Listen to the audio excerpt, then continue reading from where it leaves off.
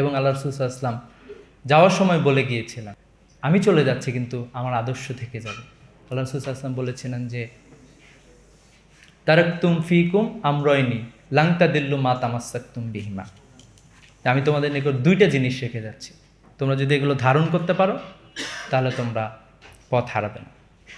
আমরা যদি এখন চিন্তা করি, আমরা এমন একটা বিশ্ববিদ্যালয়ে আছি যে বিশ্ববিদ্যালয়ে অসংখ্য লেখক, অসংখ্য দার্শনিকের দর্শন পড়ানো হয় প্রত্যেকটা সেমিস্টারে বিভিন্ন জায়গা থেকে, কিন্তু আমরা দেখতে পাই না।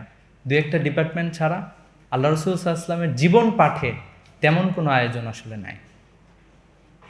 আমরা আসলে আল্লাহ রাসূল সাল্লাল্লাহু আলাইহি ওয়াসাল্লামের জীবনটা যেভাবে জানা দরকার, বিশেষ করে যারা বিচক্ষণ মানুষ, বাংলাদেশ যে সংকটের মধ্যে দিয়ে যাচ্ছে সেই সংকট নিরসনে আল্লাহ রাসূল সাল্লাল্লাহু আলাইহি ওয়াসাল্লামের আদর্শ যে সবচেয়ে বড় সমাধান হতে পারে, এই সমাধান আমরা আমাদের পাঠ্যপুস্তকে আসলে দেখতে পাই না।